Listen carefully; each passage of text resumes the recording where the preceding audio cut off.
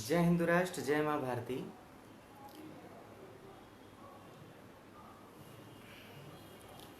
ओम नमो भगवते वासुदेवाय। ओम नमो भगवते वासुदेवाय। वक्रतुंड महाकाय सूर्यकोटि समप्रभ निर्विघ्नं कुरु मे देव सर्वकार्येषु सर्वदा। शान्ताकारं भुजगशयनं पद्मनाभं सुरेशं विश्वाधारं गगनसदृशं मेघवर्णं शुभांगं लक्ष्मीकान्तं कमलनयनं योगिभिर्ध्यानगम्यं वन्दे विष्णुं भवभयहरं सर्वलोकैकनाथम्। ॐ नमो भगवते वासुदेवाय। ओम नमो भगवते वासुदेवाय। ओम नमो भगवते वासुदेवाय। आप सभी सनातन धर्मियों को जय हिंदू राष्ट्र, जय माँ भारती। कल ही सप्तदिवसीय श्रीमद् भागवत महाकथा का पूर्णाहुति के हवन के साथ विराम दिया और विश्व में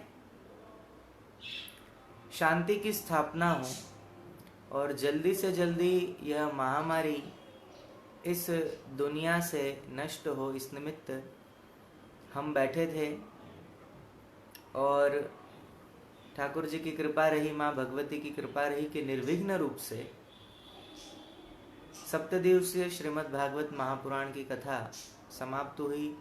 पूर्णाहुति का हवन भी बहुत ही अच्छा और निर्विघ्न रूप से संपन्न हुआ। अब हम आ जाते हैं फिर से देश में चल रही वर्तमान समस्या और धर्म पर हो रहे हैं अनगिनत कुठाराघात और आक्रांता हमारे आसपास तक घुस गए हैं और हम बेखबर होकर चद्दर तान के सो रहे हैं कि देश हमने एक सदृढ़ नेतृत्व के हाथ में सौंप दिया है। अब हमें चिंता की आवश्यकता नहीं है और हम आराम से निश्चिंत होकर बैठे।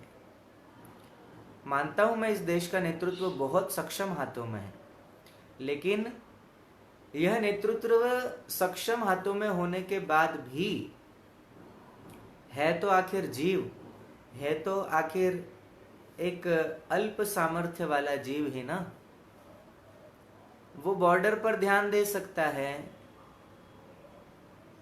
बड़ी बड़ी योजनाएं पास करा सकता है, लेकिन जब देश में दंगे होते हैं, जब देश में किसी भी प्रकार की अवांछनीय घटना होती है, लव जिहाद का शिकार होता है, लैंड जिहाद होता है, और जहां एक विशेष आक्रांता समुदाय झुंड बनाकर रहता है,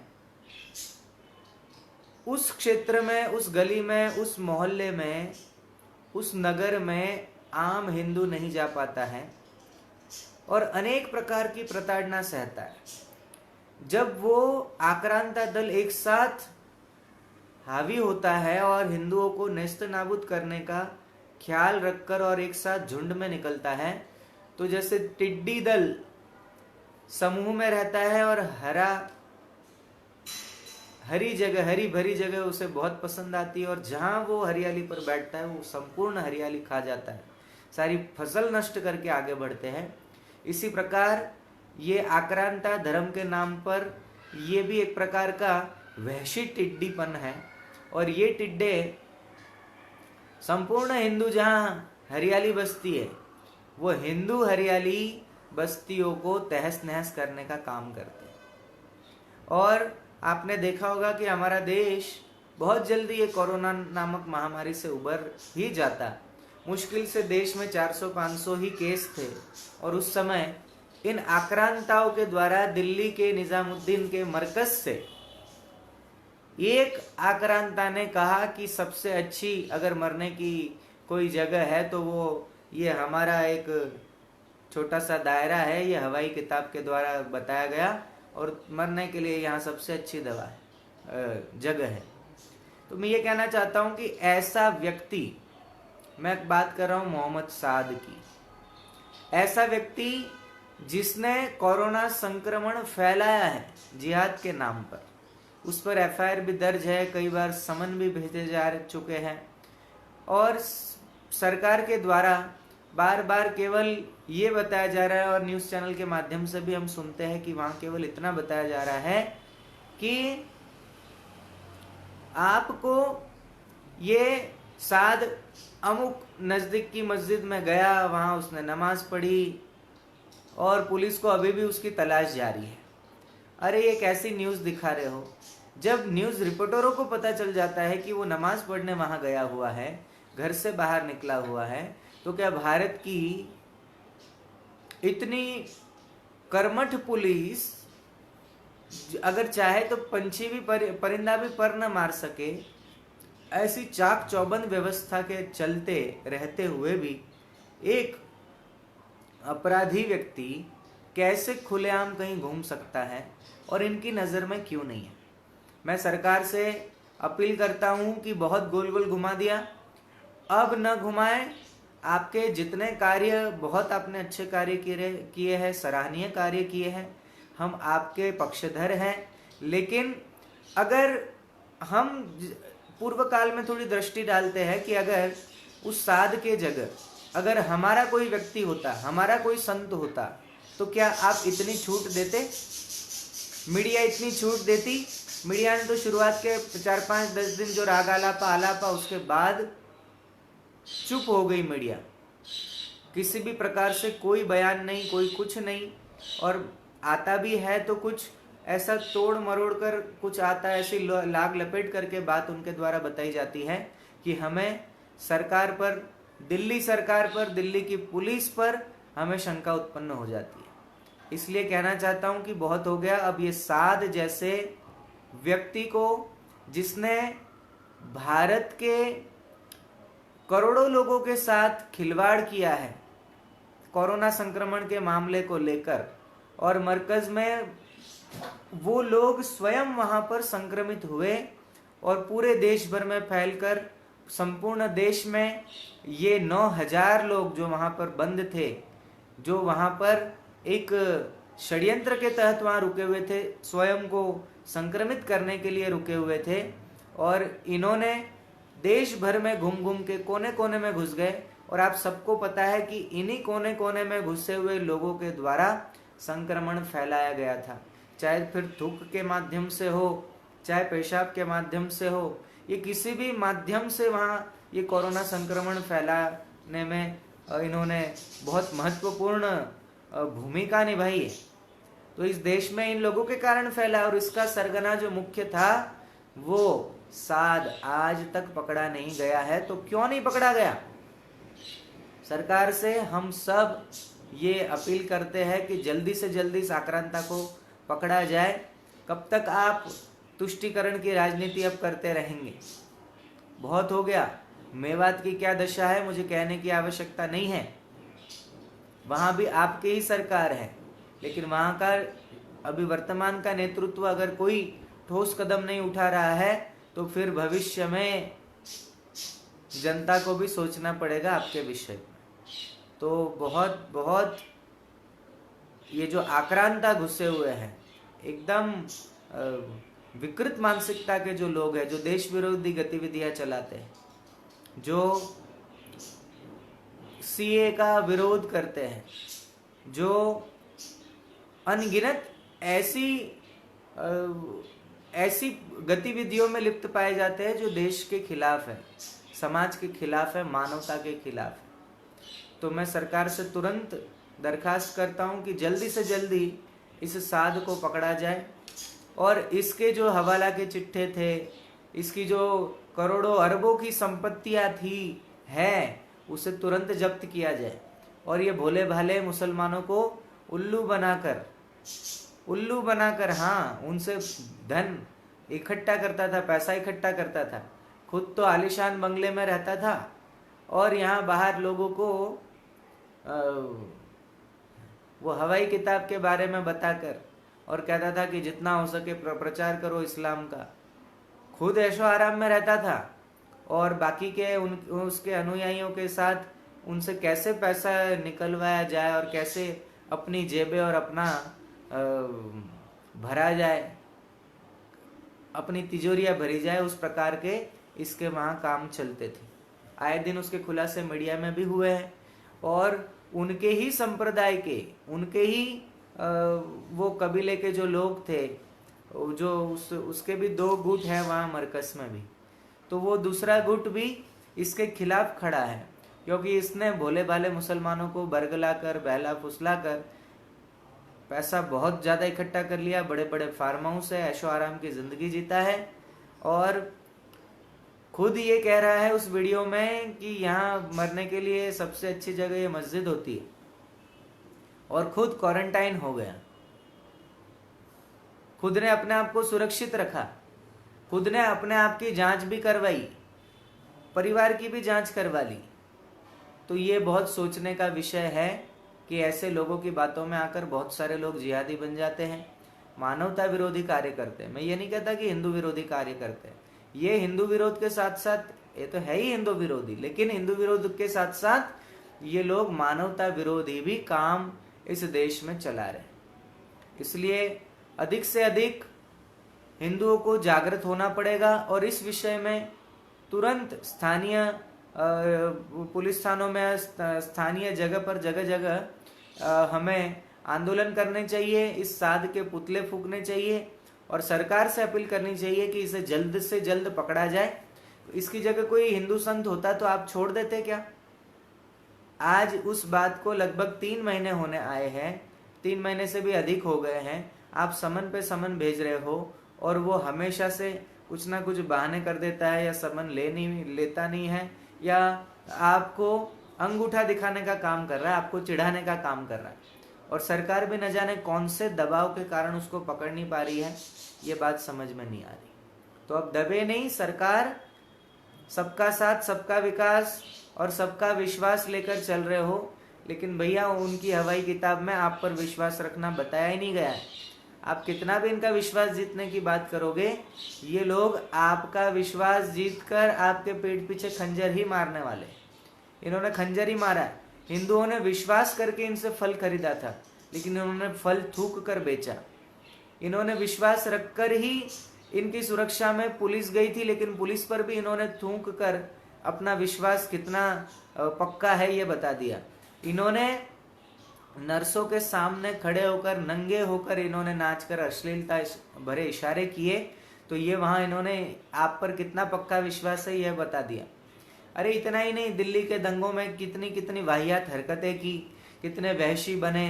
अंकित शर्मा जैसे व्यक्ति को 400 बार चाकू गोदे और उसके बाद भी आप अगर विश्वास जीतने में लगे हुए हो तो फिर आपसे बढ़कर मूर्ख इस दुनिया में कोई नहीं हो सकता। बहुत हो गया, विश्वास बहुत जीत लिया। मैं ये नहीं कहता कि सारे के सारे एक जैसे, लेकिन मैं इतना जरूर कहता हूं कि जो ऐसे है, जो देश विरोधी गतिविधि चलाते हैं, जो मानवता विरोधी गतिविधि चलाते हैं, बहुत सारा फंड अरब कंट्रीज से मंगाते हैं, और ऐसे लोगों की लिस्ट आपके पास है, हमें देने की जरूरत नहीं और हमारे पास थी वो लिस्ट, वो सब हमने आप तक पहुंचा दी है। तो कम से कम आप इस पर विशेष रूप से जांच कमेटी बिठाए। ऐसे लोग जो मानवता विरोधी कार्य करते हैं उनको तुरंत पकड़ा जाए। हवाला जैसे कारोबार करते हैं और देश की अर्थव्यवस्था में सेंध लगाने का काम करते हैं, ऐसे लोगों पर सरकार कब कड़े कदम उठाएगी, ये बहुत बड़ा प्रश्न हमारा आपसे है। मैं एक साधारण नागरिक होने के नाते मैं अपना कर्तव्य समझता हूँ, मैं अपनी जिम्मेदारी समझता हूँ, और जहाँ मुझे लगता है कि नहीं यहाँ पर बोलने जैसा है और यहाँ पर कहीं ना कहीं गलत हो रहा है, वहाँ पर हम हमारी बात खुलकर रखते हैं।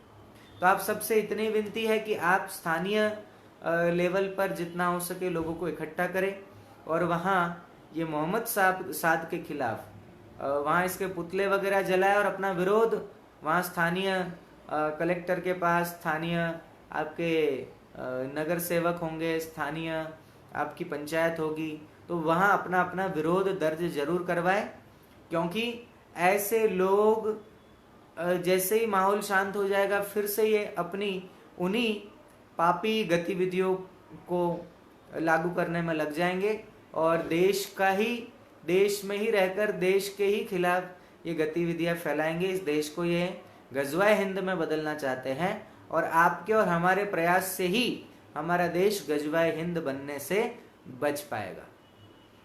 तो बहुत बहुत धन्यवाद, आपने हमारी बात सुनी और कल से लगभग 5 बजे के आसपास हम ऐसे ही लाइव आएंगे और श्रीमद् भागवत के जो अनछुए अंश, अभी बहुत कुछ है इसमें, तो सागर है जो रह गए हैं, वो मैं आप सबके बीच में एक एक विषय पर आकर चर्चा करूंगा।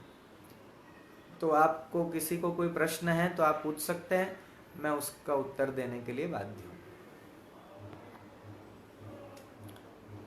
कालिदास जी देख रहे हैं हमारे मोड़ासा से, MS नेगी जी हैं, जय सियाराम, और शिव कुमार जी है, जय माँ भारती, सुनील तिवारी जी, जय हिंदू राष्ट्र, महापात्रा जी देख रहे हैं, देवाशीष जी, जय हिंदू राष्ट्र, हेमराज गुज्जर जी भी देख रहे हैं, हर हर महादेव, उषा राणा जी भी देख रही है, जय सियाराम, सोहन सिंह राणा जी भी देख रहे हैं, हर हर महादेव, जय सीताराम,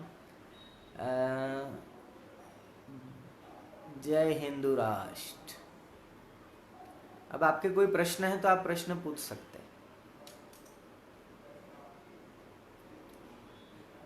नारायण नारायण नारायण।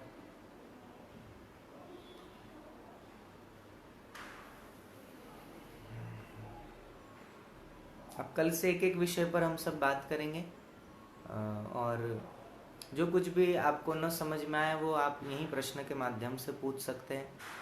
कभी कभार इंस्टाग्राम पर भी आकर हम रूबरू एक दूसरे को देखते हुए प्रश्न पूछ सकते हैं।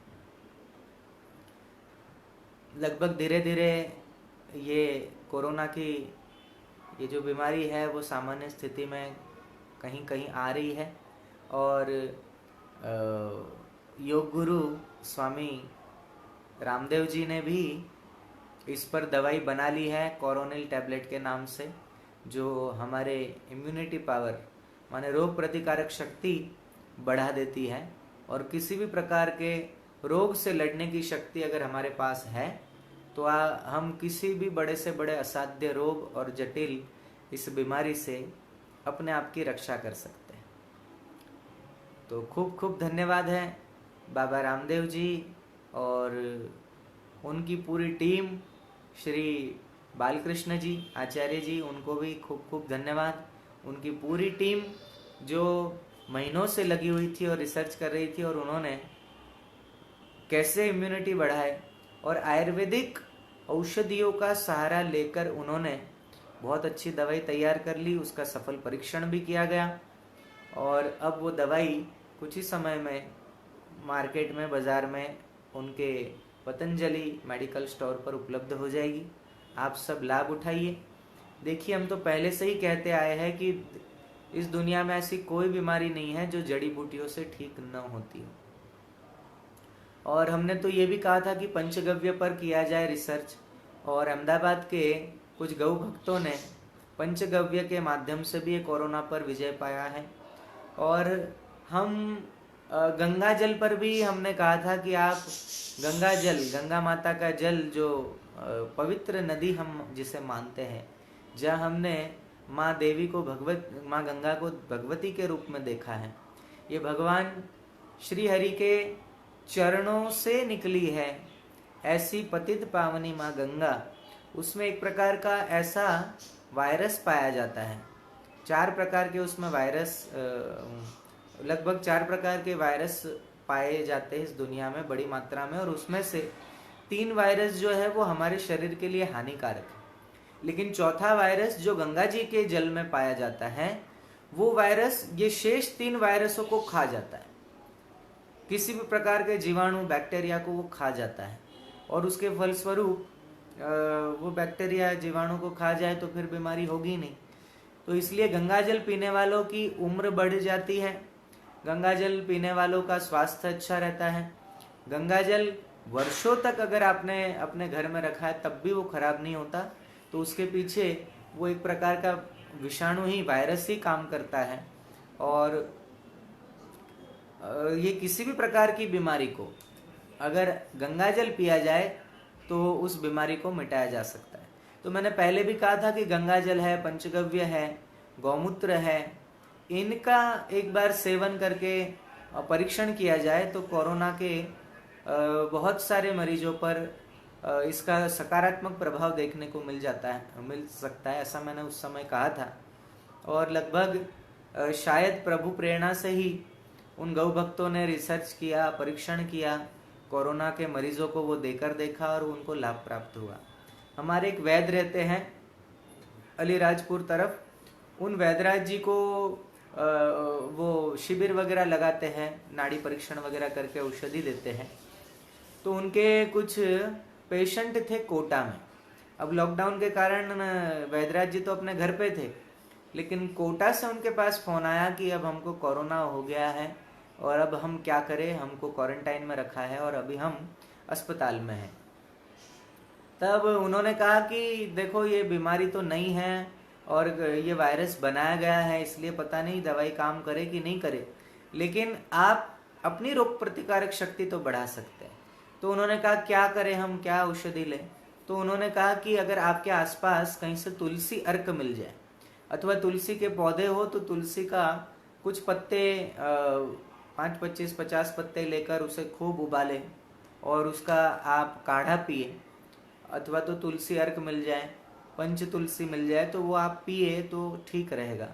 और उन 3 मरीजों ने, वो कोटा के, उन्होंने वो तुलसी अर्क और तुलसी से काढ़ा बनाकर जब उन्होंने पिया तो उनको 3 दिन में ही वो विषाणु कहाँ खत्म हो गए और स्वयं ही रोग प्रतिकारक शक्ति ऐसी बढ़ा ली उनकी ही के डॉक्टर ने चौथे दिन कह दिया कि आप बिल्कुल ठीक है, अब आप घर जा सकते हैं। तो इस प्रकार तुलसी ने भी असर किया है। तो बाबा रामदेव जी और उनकी पूरी टीम, आचार्य बालकृष्ण जी ने ये बहुत अच्छी औषधि तैयार कर ली, इसलिए उनको खूब खूब धन्यवाद, खूब खूब इनको साधु समाज की ओर से साधुवाद है। ऐसे ही कार्य करते रहिए। और आप सबसे भी मेरा निवेदन है कि जितना अधिक हो सके आप आयुर्वेदिक औषधियों पर, अगर आयुर्वेदिक जड़ी बूटियों से अगर आप अपना इलाज करते हैं तो उसके कोई साइड इफेक्ट नहीं होते और अंग प्रत्यंग हमारे मजबूत हो जाते। लेकिन जो अंग्रेजी दवाइयों का उपयोग करते हैं तत्काल में तो उनको आराम मिल जाता है उस बीमारी से, लेकिन वो दवाइयाँ साइड इफेक्ट के कारण दूसरी बीमारियां पैदा कर देती हैं और परिणाम स्वरूप फिर शरीर पूर्ण रूप से रोगी हो जाता है। इसलिए आपसे निवेदन है, अंग्रेजी दवाइयों का उपयोग न करके आप जड़ी बूटियों का उपयोग करें। आयुर्वेद में और हमारे भारतीय सनातन शास्त्रों में चिकित्सा की अनेक विद्याएं उपलब्ध हैं। आप एक्यूप्रेशर पॉइंट के द्वारा भी अपना उपयोग चिकित्सा कर सकते हो। हमारे हाथ में और हमारे पाँव में, पाँव के तलवों में, लगभग संपूर्ण शरीर में किसी भी प्रकार के किसी अंग में शरीर के कोई बीमारी हो तो आप उस प्रकार का पॉइंट उसको दबाकर फिर आप ठीक हो सकते हो। आप अपने चेहरे के भी पॉइंट दबा के आपका चेहरा प्रफुल्लित और तेजस्वी बना सकते हैं और मस्तिष्क जन्य किसी भी बीमारी से आप अपने आप की रक्षा कर सकते हैं।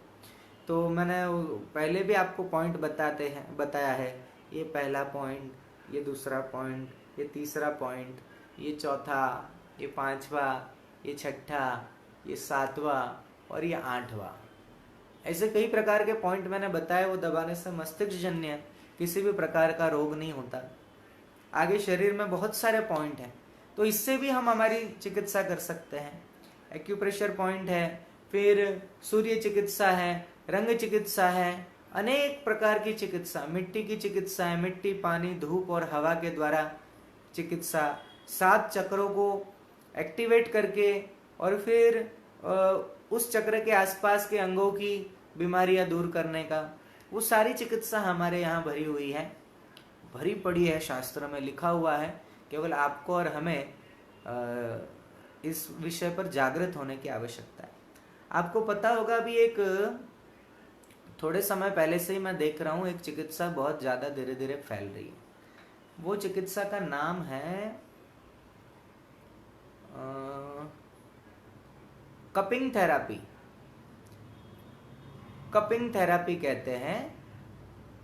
उसमें एक छोटे छोटे कप होते हैं जो शरीर के किसी अंग में, पीठ पर, पेट पर, सिर पर, उसको ऐसा चिपका देते हैं सेक्शन करके, अंदर की हवा निकाल के।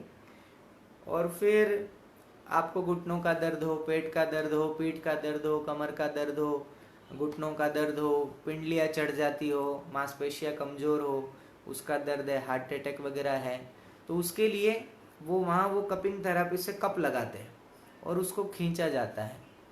और फिर 2 प्रकार होते हैं उसमें। एक तो वो कप वगैरह सेक्शन लगाया, खींच लिया मांसपेशियों को और फिर छोड़ दिया। और दूसरा उसमें होता है, उसमें वो कप जिस एरिया में चिपकाया जाता है वहाँ पर वो छेद करते हैं बारीक पतली सुई से, और वहाँ से गंदा खून जो हमारे शरीर को उपयोगी नहीं है, वो गंदा खून वहाँ से बाहर निकालते हैं।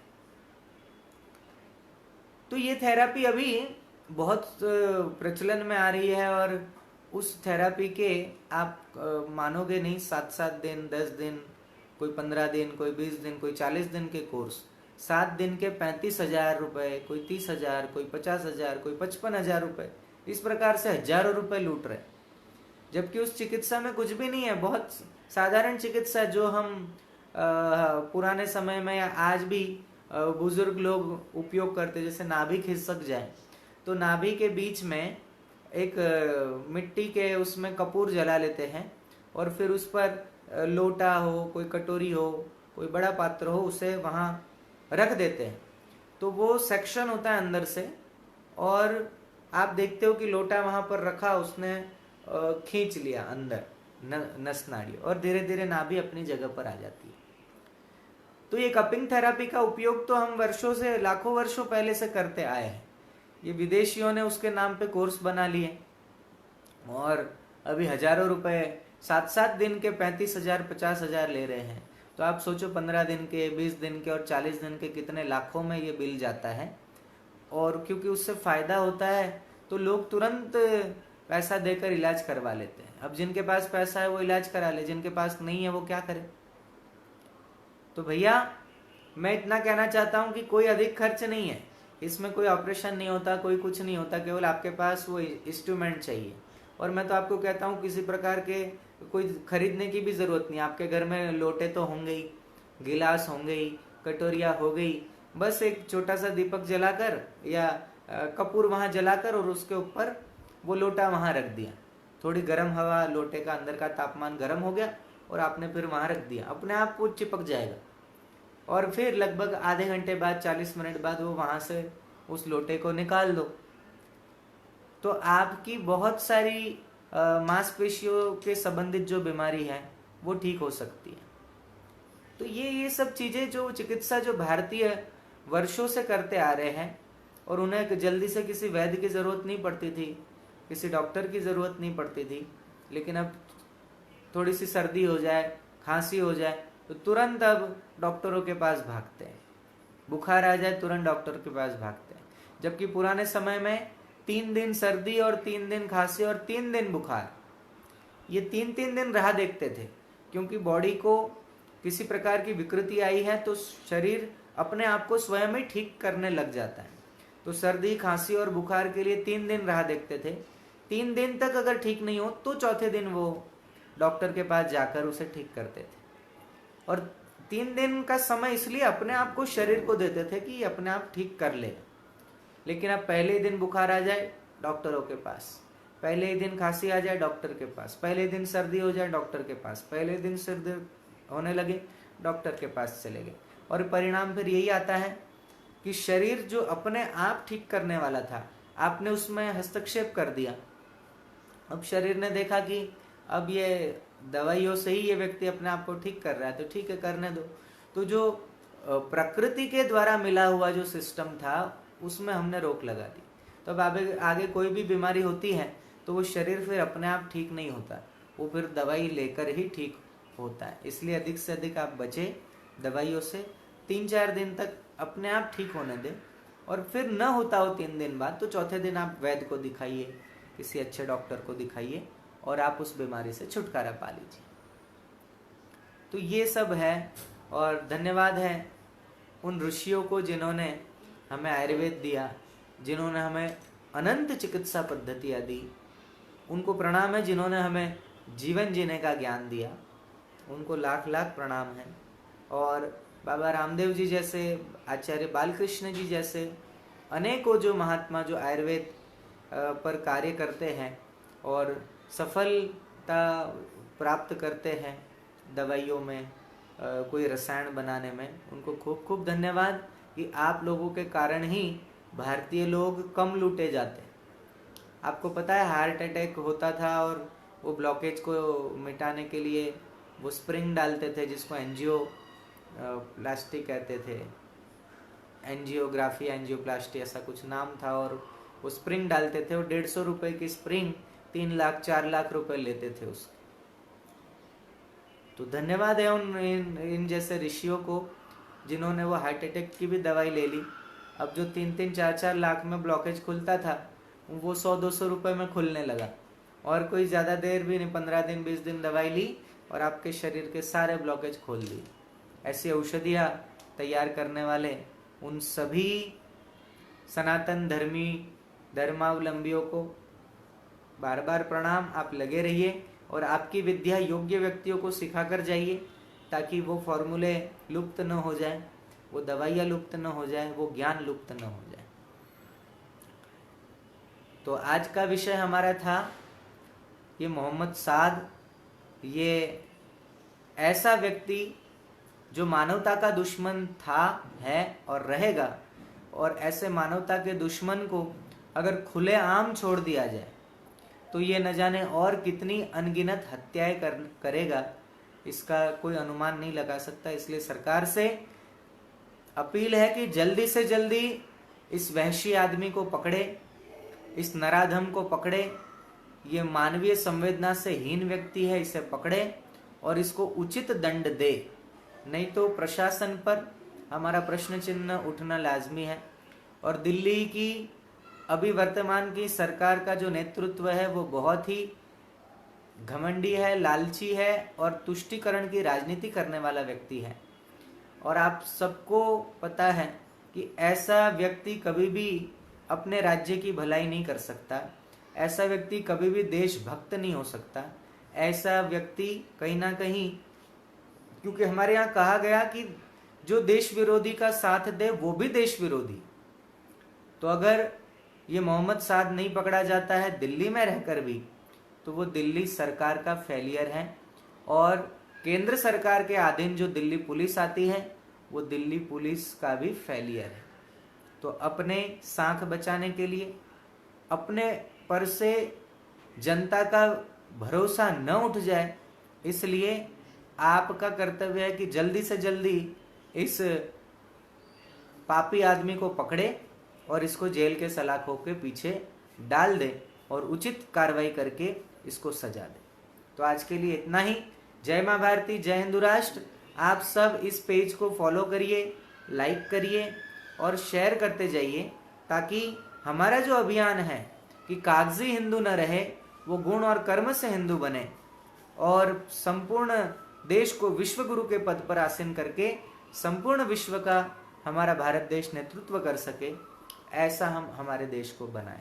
जय मां भारती, जय हिंदू राष्ट्र।